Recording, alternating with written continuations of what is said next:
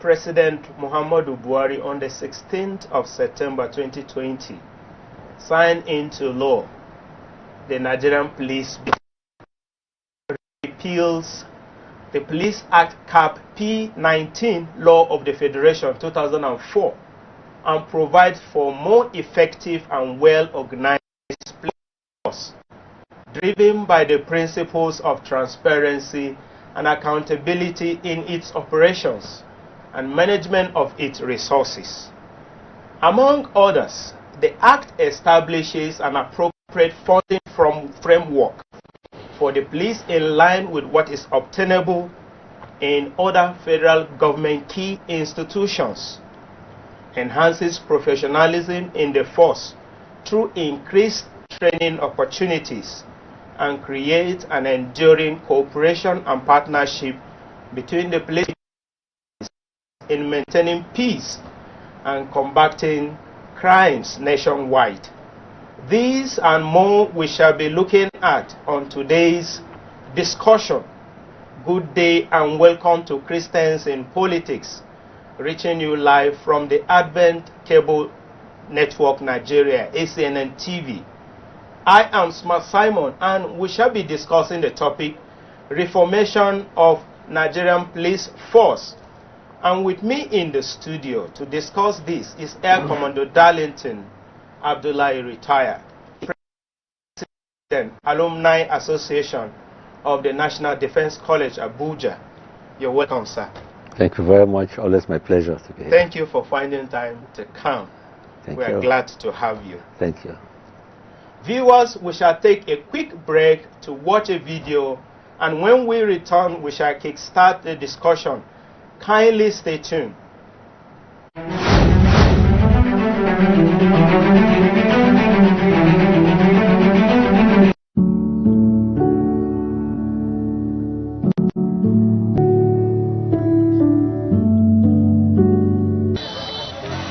See the youth, they are strongly, they are really angry, they are not happy.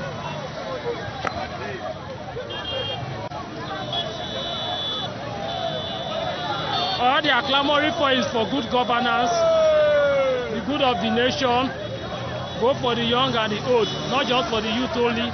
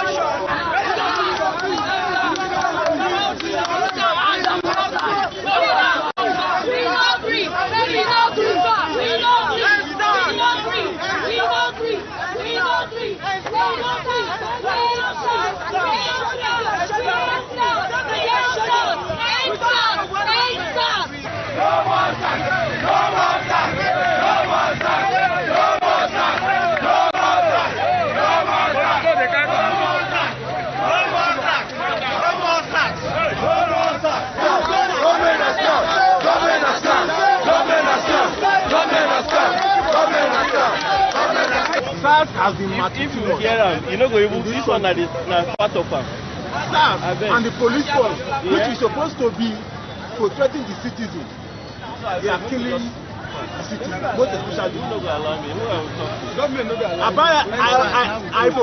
I commit crime. I fresh, I commit crime. So what do we do? At the Ramadi, as a youth, not crime. They open for you water for that. So we have taken this thing. We have built this thing so we need the federal government to end SARS. Not even only ending SARS. We want to make them restart this country. We are tired of police brutality. We need a new Nigeria. We are tired of bad governance. We fight to the end. We need freedom. Every time, the government are not taking responsibility. And from now on, we the youth, we are taking control. Yes. We will not stop until the government hear our cry. That's just it. There are so many demands I'm making here, and most of all, what I want for Nigeria as a youth of this country, I want good governance, I want restructuring, I fight for restructuring, I fight for a greater Nigeria, I stand for one Nigeria. There's no Nigeria that is more Nigerian than any other Nigeria. We are all the same. Be you anything, be you a politician, be you the president, we are all the same. Nobody is above the law. That's all I have to say. And we will not stop this struggle. We are not going to stop this struggle to achieve our aim. Yes. We are helpless. They left us and they insult us. The government insult us. We are lazy Nigerian youth. That's uncalled for. You call us lazy, we show you lazy. We show you how hardworking we can be when we want to be. Let everything reduce. One Nigeria! One house! One house! One house! One house! One house! One house! Deep police brutality, bad governance, we want good education, good health, everything. We don't want the business, we want the wicked. We don't want the old leaders. The youth of Nigeria are tired. Yes. We are tired of all the nonsense. Yes. We are not taking it anymore. No. The government don't do the right thing.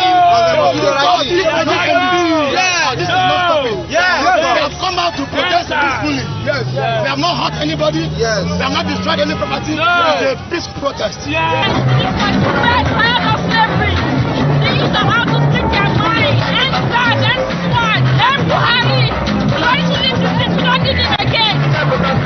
Thank you. We no go gree, oh, we no go gree. We no go gree, oh, we no go gree. We no go gree, oh, we no go gree. Next one. Next bad governance. We need good health sector, good educational sector. We need good roads, good railway system.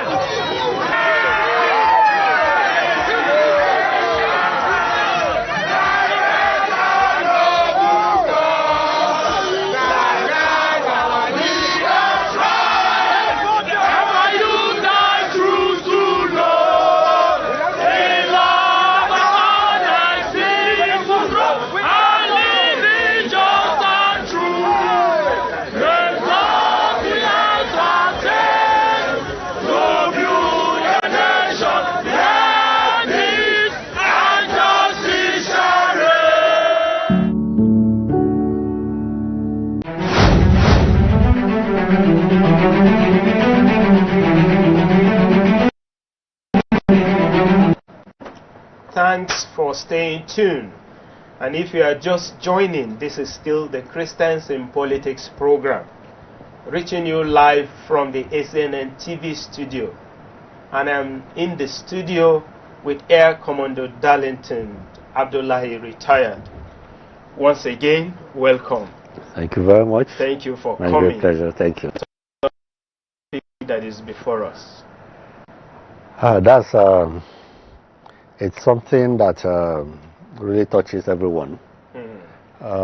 Something that we've talked so much about over time, and that's talking about the fact that the youth have been so neglected for a very long time. A lot of things concerning them have not been given the desired level of seriousness that they deserve, and as such, they have now decided to take advantage of the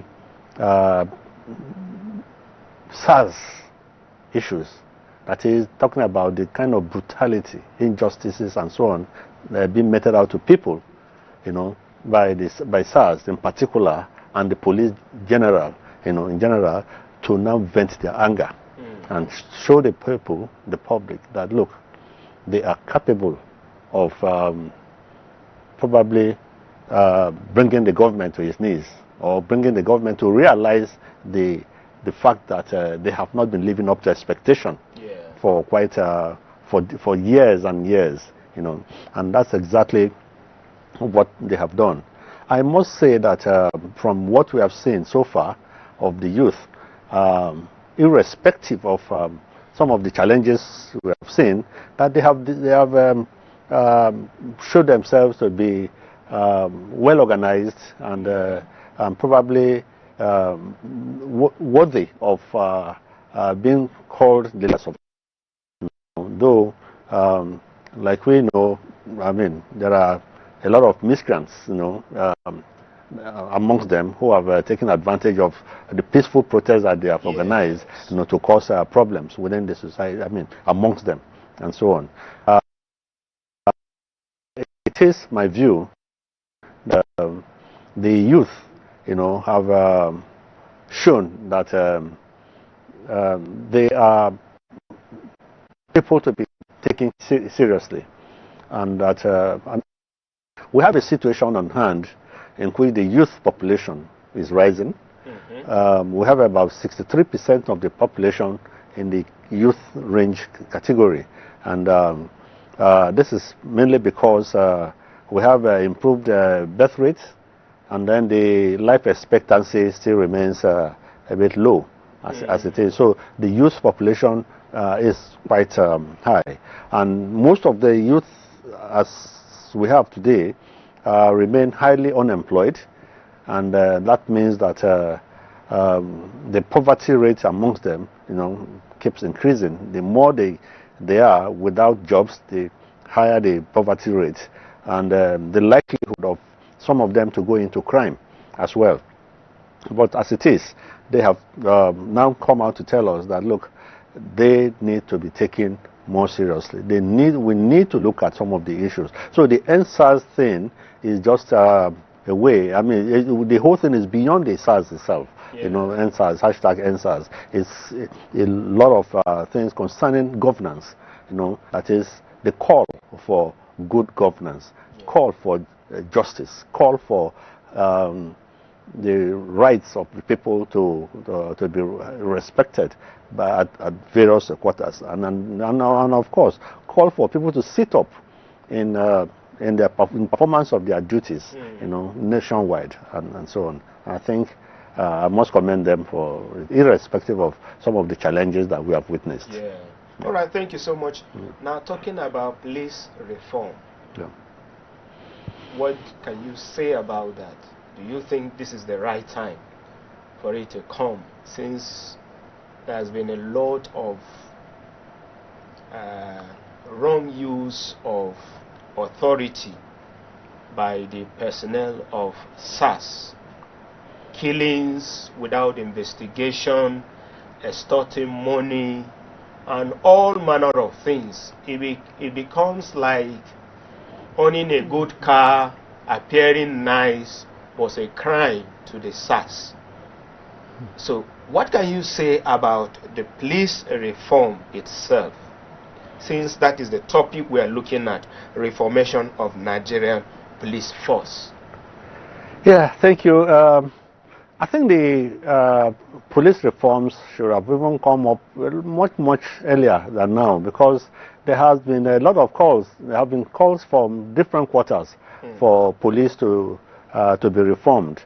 This is more so that there have been a series of observations about the poor performance of the police, incapacity and inability of the police to live up to its constitutional responsibilities over the years. And so the reform coming now is not well, it's welcome, it's welcome, but it's coming a bit late, I might say.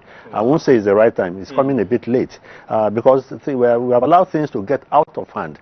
For quite some time now, there's been a lot of condonation of illegalities, carried out by the police, and also the fact that we've been silent over a lot of things that we should have, taken up immediately, reacted to, in terms of the police, poor police performance. Then you won't begin to wonder the issues of foresight, could be carried out on the police force. Each performance of the Police Service Commission in terms of discipline of police personality and police personnel and all that, these have not been done rightly for quite some time. So the signing into act by the president in September this year, the police act, shows that they are finally taking note of all these things and begin to take steps to address some of the issues that have been raised over time. And I'm happy that anyway that this came up even before these protests and so on, because, I mean, that's the signing of the act in September, you know, the bill into law in September, because it actually addressed some of the things that are coming up now. But unfortunately, the police has not come up to let the public know exactly what the act, people know exactly what this act, what is contained in this act, the changes that have been brought to bear, you know, through this, the signing into the bill into law. Take for instance, talking about the fact that let's look at the name Nigeria Police Force as contained in the Constitution. That is a major issue that people have always talked about. Why the force and so on? That has been addressed. What we now have by virtue of this act is Nigerian police, and that is to make it more people friendly, you know, and so on. That is quite important. So that's that change.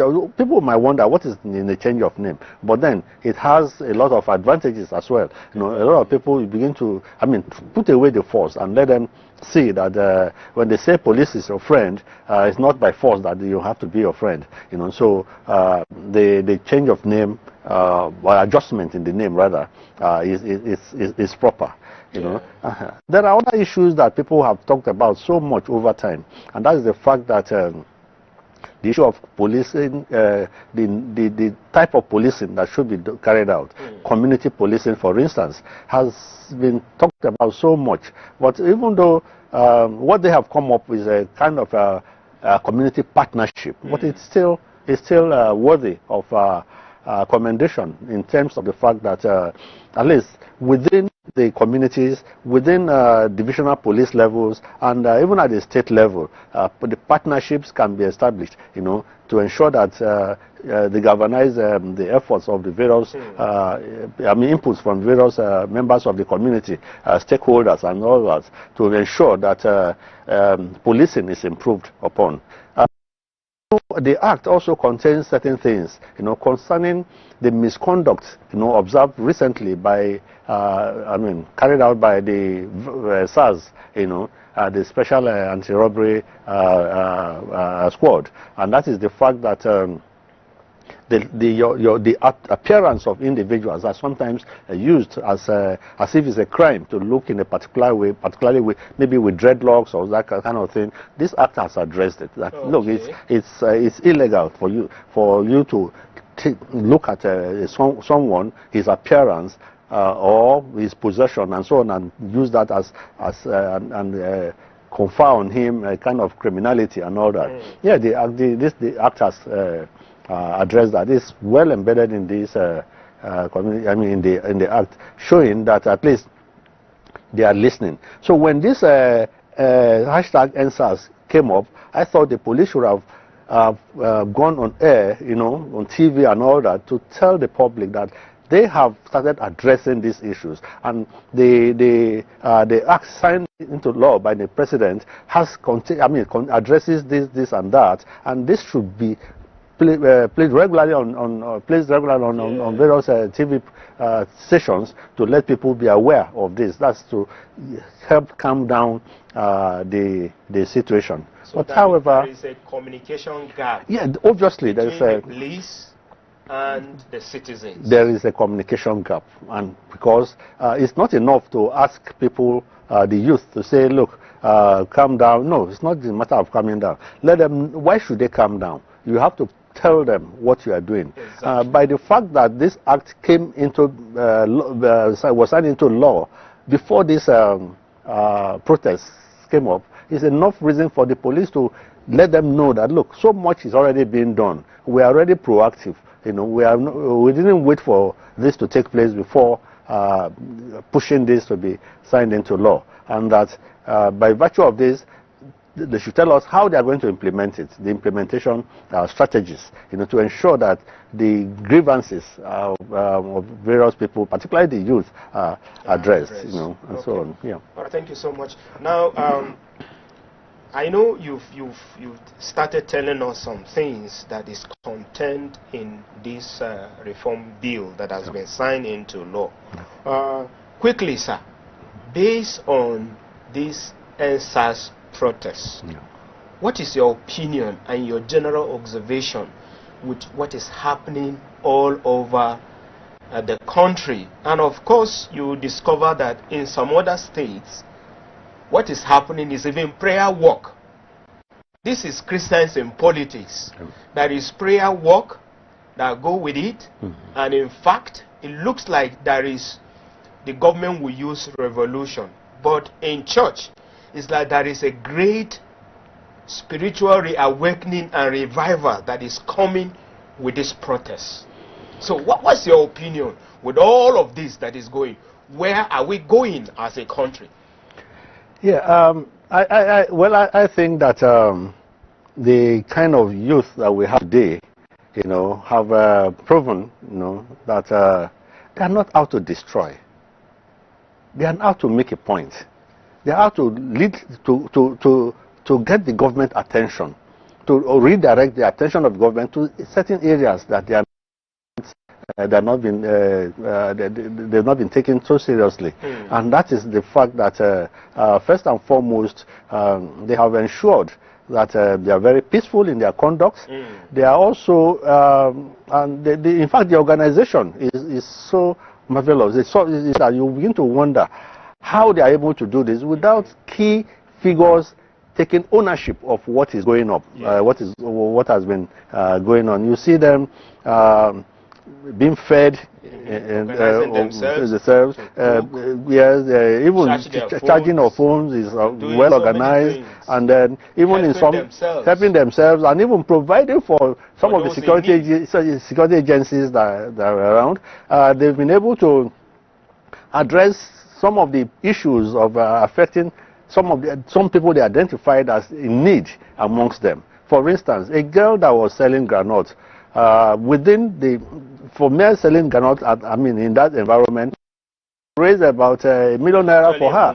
A lady on crutches, ended up with more than 3 million, almost 4 million, in order to assist her. That shows a lot of this. And again, the fact that they realize that they cannot go without, cannot achieve all this without prayer, without God, being on their side and all that. And that's why the essence, of the prayer walks. You see the Christians praying on Friday. We saw the Muslims so organized. Praying surround them to ensure that everywhere was safe and so on. What a beautiful way to live as a nation. And I'm happy that this is happening in our nation at this point in time. That the youth can come out so well organized to vet their anger, to show the government that is a problem. Yes, I think because you remove politics from this, you see the organization. Yeah. But however, I must state that in any situation, that they have made their points clear. Exactly. They have submitted their demands to government, and I think it's time for the government to now show that they are capable of responding to the needs of this youth, and then begin to address some of the issues, some of the things raised. And that means that they should be able to pacify the youth, let them to understand that they need to be off the street give the government opportunity, to address some of those issues, particularly now that anti-NSAS group are coming up and then causing destruction, because a lot of people are suffering at the moment, not just because of what was going on previously, but the protests has tied down a lot of things. People have not been able to go to work as they should. The livelihood of so many people are also affected.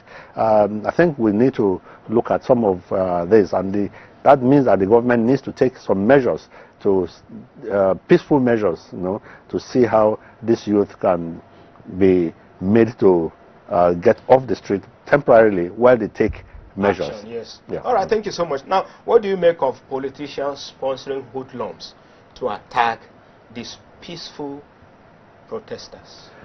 It is very unfortunate that we find ourselves in that situation. They have always used, so many politicians have used this over time to gain advantage over their opponents, and they think this can always be applied at it is wrong. One thing I'm happy about is the fact that a particular person, high-ranking person who has represented this country at various levels, came up to even state publicly that the Mr. President should have used the army or this to deal with the protesters. And later on, he came back to apologize, to the nation. I watched the two videos where he said that the Mr. President was tolerating the protesters and should use the military against them. And then later on, I saw another video in which he apologized to the nation. That's where we are getting better. We are getting better. You know what they did? They looked for his number and placed it on social media and say, this is the man that said we should be ashamed. We said they should pray for him. What kind of greeting and prayers they did? We saw that, and I think it's part of the organization. They took time to find the contact of this same person, place it publicly, and I believe that some people started calling him, and that's why he came up to apologize to the nation, and so on. And this is so good. I must also mention that it's important that the governors at various levels begin to act proactively, as quickly as possible. In terms of these committees, the Lagos State has acted. I think some other states have, a few other states have acted, but so many others have not. I think they need to begin to justice, act. I don't know what would the government do that would be okay, that will solve the problem. I think justice first. Justice. We must balance issue of security and justice. All right. Thank you so much. Yeah. And that is it. We'll go on a short break. While on the break, please, you can gather your thoughts and call us or send us your comment. We'll take this short break, and when we return, we will continue with the discussion.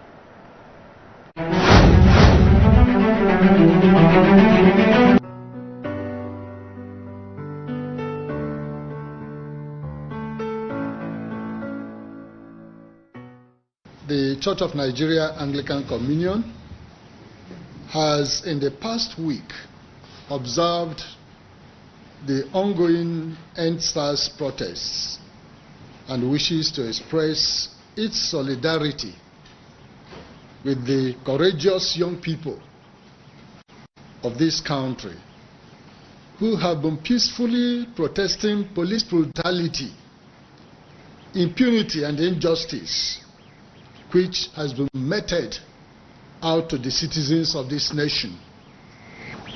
This demonstration has been going on in several cities of Nigeria. The undeniable tales of untold brutality and atrocities alleged committed by the particular unit of the Nigerian police force which have come to light must be thoroughly investigated and the culprits made to face the due process of law which they callously denied their helpless victims. The Church of Nigeria cannot be silent in the midst of such credible reports of widespread abuse of power and oppressions of citizens, especially by those empowered by the state and under our law to protect citizens' rights, lives, and property, while commending its prompt action in disbanding the SARS unit.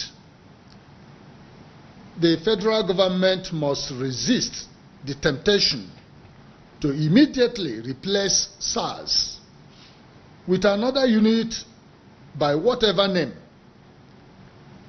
without first fully assimilating the demands on behalf of the countless victims of police brutality and addressing the issues of gross abuse of power and privilege, violation of human rights, and the consequent youth frustration and anger, highlighted through the ongoing End SARS, End SWAT protests.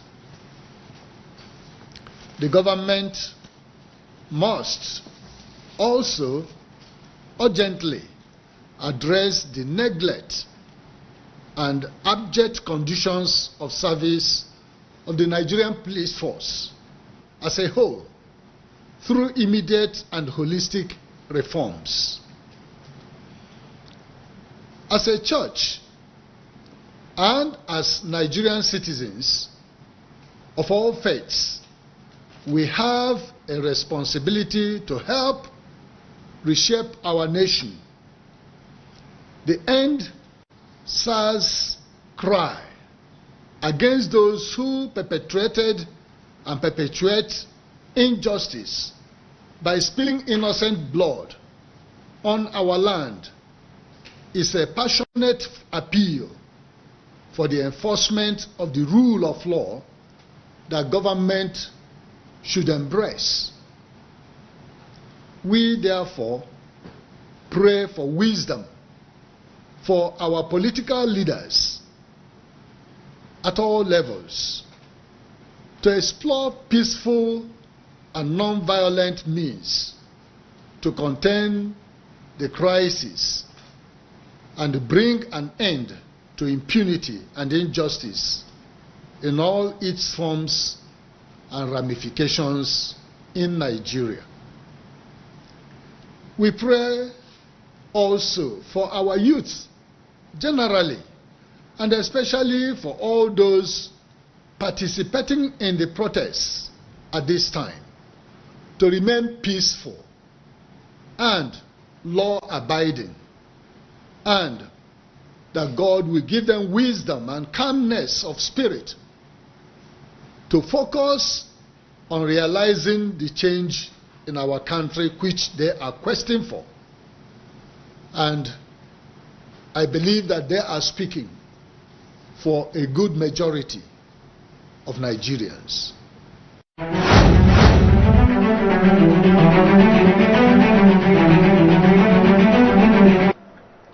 Viewers, you're welcome back, and want to seize this opportunity to commend the Church of Nigeria Anglican Communion and our primate, who had just spoken, for lending his voice to the protest that is ongoing. Now, sir, quickly, we want to look at the issue of community policing that has been clamoring long before now. And I noticed that in other countries of the world where police are doing well, they all have county, state police, and the federal police, and they are all doing well. And there has been clamor to, I don't know whether that was taken care of in this reform that was signed into law. What is your take on this? Yeah, thank you. I think the issue of community policing, even state police and all that, people have always advocated for quite some time, been used elsewhere very well, and it's been working for them and so on, particularly in the advanced countries. Yes. But unfortunately, I think we have some peculiarities here that has made it difficult for us to implement the state policing What are issue some of and the so on. peculiarities? Peculiarities because of the fear. I mean, the nature of our politics, the fear that people or state governments or incumbent governments will use the police against their opponents and so on, and we should put them under the control of the various, I mean, at the state level and all that. But that is what federal government is using, sir. Yes, but what they are now doing is to say, okay, the Constitution says federal police. Until that constitution is amended, okay. The issue of state police and so on cannot come. Well, at the National Assembly, I think efforts are being made to amend the constitution now. I think those are some of the things that can be addressed. Also, let us look at the fact that even the community policing, which is a very good thing to, that will go a long way to help us. Has come into the reform that they have the act that has just been signed into law, and I believe that with community policing, a lot of people will be able to make more contributions, towards the security of their various localities, communities, and so on. In the past, decades past, we used to have a situation in which traditional institutions, played even more effective role by way of knowing exactly who comes to the community, who visitors to their various communities are well known. They are reported to them and so on. They even have to pay homage. Just like you say, a governor moving to a particular area, he goes to first of all pays homage to the traditional ruler and so on. It used to be an all kind of thing. Anybody comes, the first point of if not the traditional ruler itself, but there are some representatives that will welcome him to that community and all that, and that goes a long way to help in community. In policing, in achieving improving the security of the communities, because this person already knows that he or she is being monitored, within that community, and may not be able to therefore carry out atrocities within that community without being detected, and so on. So community policing is very important, and the opportunity has been provided now for people to work with the police force, to improve situation through the police, the partnership that they have created. They call it partnership. Kind of, that's to say that they should come together, they should work together as a team with a view to achieving a better state of security within the various communities, and the communities, divisional police levels, and at the state level as well. So the state police issue has not really been implemented, but rather they are encouraging people to work with the police, through the boards that have been set up, to see how, like I said, security is everybody's business, to see how people can come and then contribute more to the police. But that means that the police must also ensure that while people try to cooperate with them, they are not exposed to danger, through the fact that when you give information to the police force, the information should not get to the person that has been reported, to prevent attacks being carried on, on such people that have reported. So a lot of measures have to be put in place to ensure that the police community partnership that is being introduced actually works well. All right, thank you so much, sir. All right, viewers, do you think that allowing state government have their own police will be good, and it will help in improving the security of life and property? You can call in for your comment and contributions. Now, sir, should psychological tests be conducted on people before coming into police force? Because we have seen a lot of misconduct by police personnel. For example, he will arrest you and he knows that you do, and you are asking, why am I being arrested? He will tell you, I will kill you here and nothing is going to happen. It's like he's instant. This is someone that you are supposed to protect, and you are telling him that you can kill him and nothing will happen. And a lot of people like that have been killed and nothing has happened. Do you think psychological tests will be very, very good thing to do? Yeah, thank you very much. See, this is well beyond issue of psychological tests. And first and foremost, I would like to say that there seems to be something very wrong with the recruitment that is done. The kind of people that are recruited into do they do serious background checks on these people? Senators and House of Reps members can just send names. Yes, and so on. What kind of without attending screening? What level of screening? What level of checks are carried out on these people? Because even when we joined the armed forces in those days, they're told that, look, they will go to your community to find out about you, who you are, and all that before you are given, you are recruited into the armed forces and so on. That has been there. I also want to mention that there is an oversight function that has not been properly carried out. Okay. These reports have been on and on about the misconduct of police force. Some elements of the police force, over time, and yet, we do not seem to get the reports of how these people have been, what kind of punishment or investigations have been carried out on those people. That's on one side. And then when these people misbehave, there is what we call the principle of vicarious liability. I mean, if a policeman commits an offense and is not treated, he has a boss. That boss should be held responsible for what his people under him have done. You know, that is the principle of vicarious liability. You know, and that is also not being done. So in all this, we're talking about SARS misbehaving and all that. Where are their bosses? Exactly. You know, I mean, what has happened to their bosses?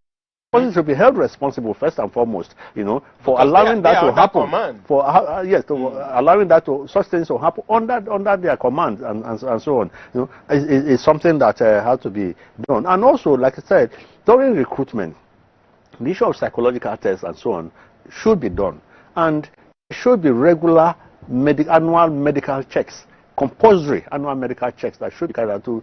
Particularly those that have been found wanting at one stage or the other, you know, they should be focused on them and then and ensure that they are properly checked and all that. And then it's also important that when people are not punished adequately, you know, investigated and punished for the various misdemeanor, you know, that they carried out and so on, you know, in the conduct of their duties.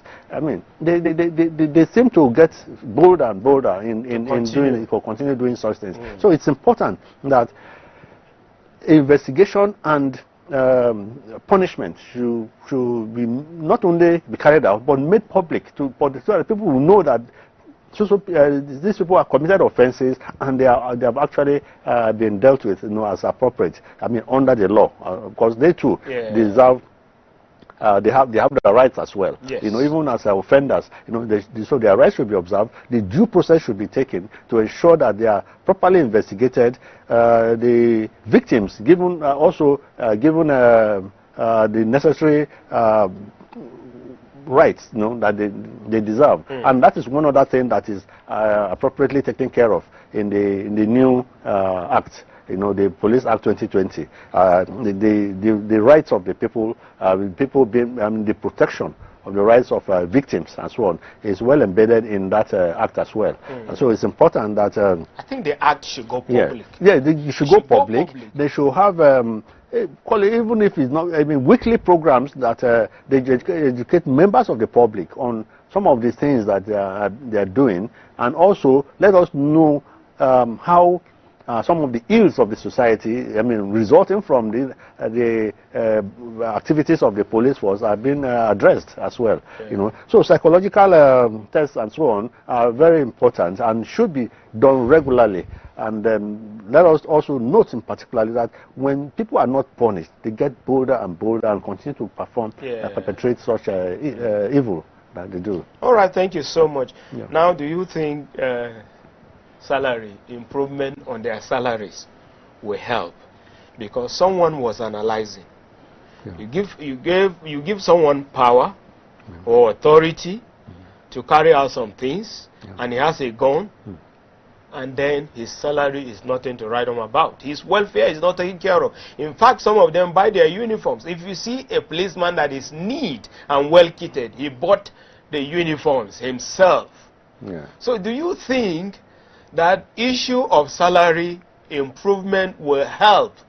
And of course their welfare generally. When a policeman dies in line of duty, what becomes of his family and all of that? Do you think that should look, or the bill, the reform bill of the police signed into law, did you also take care of those aspects? Well, the bill, what I said, the act now did not address the issue of salary. It didn't. But what we must say is that salary is very important.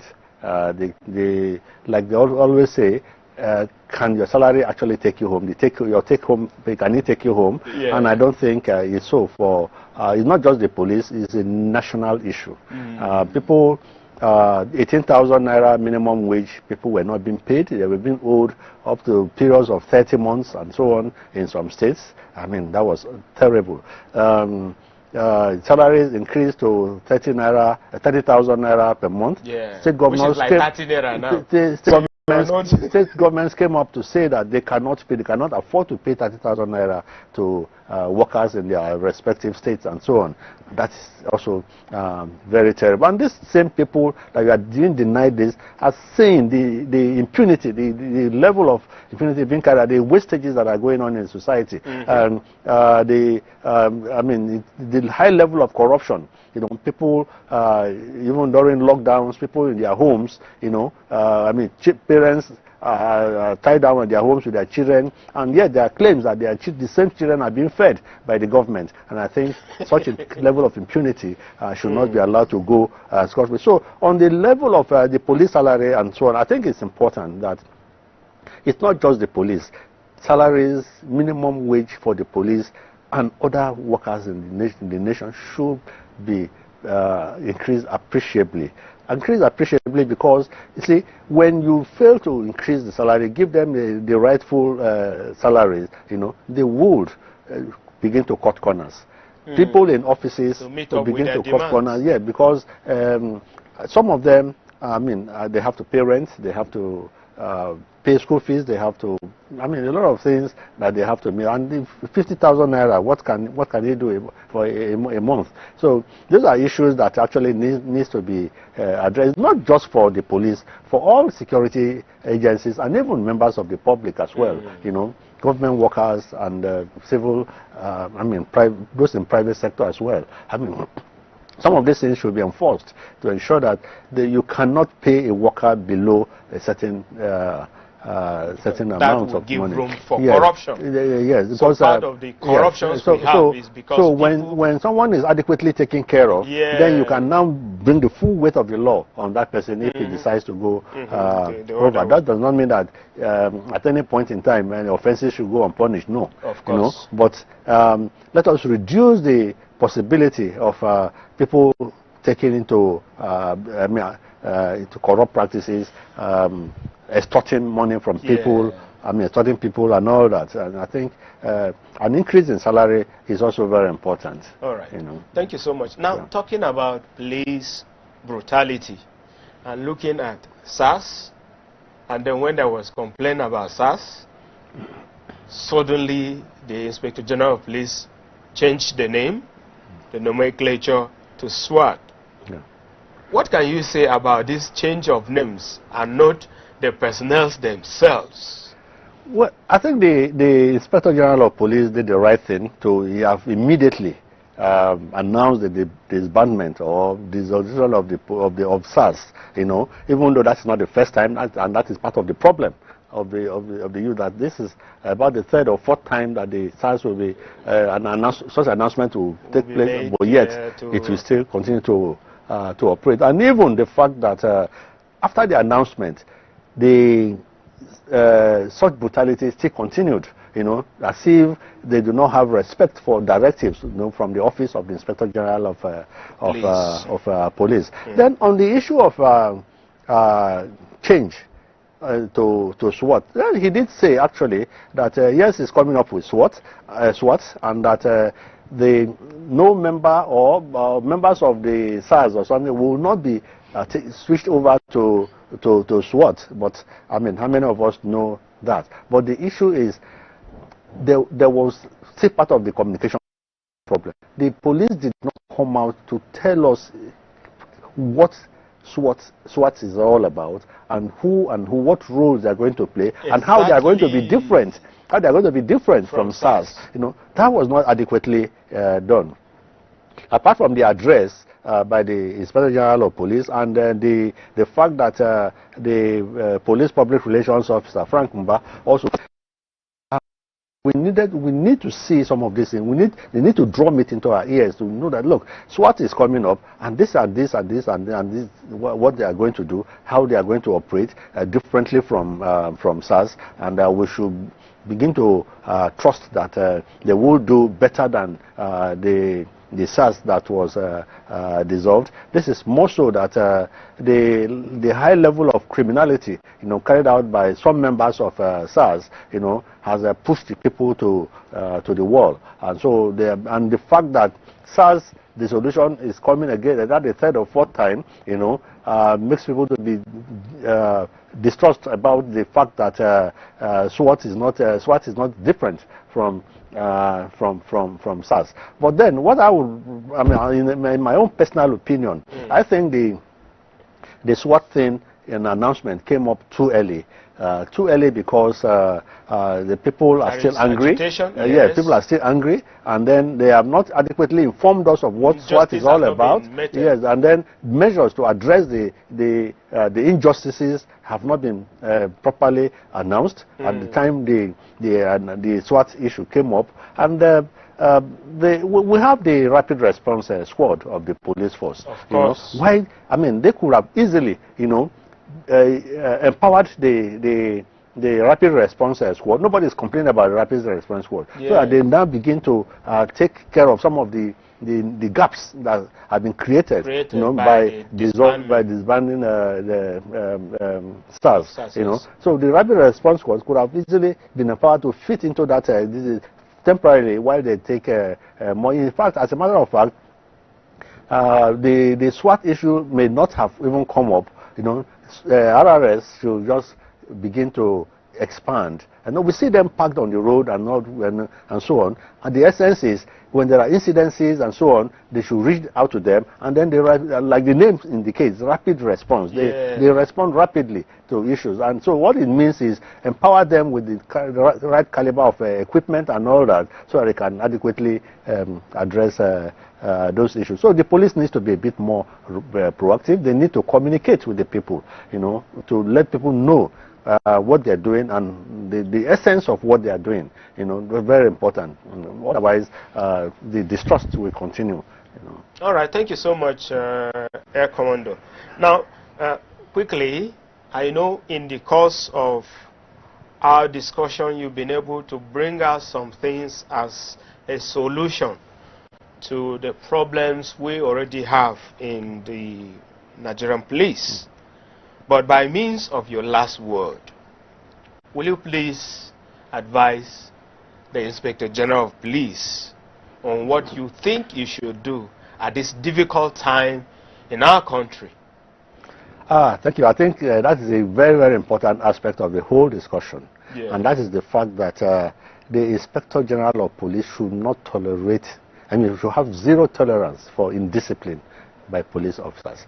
Zero tolerance in the sense that when there is an a report of an incident of misconduct by any police officer, it should be immediately investigated. Because there are people that we have complained so much about regularly, and there nothing has taken place. And the police will even tell you that there's nothing you can do, there's nothing anybody can do. They can need to carry out. So the Inspector General of Police needs to be needs to have that zero tolerance against indiscipline by the police force. That's on one side. There's a need for better synergy between the police. Okay, they've changed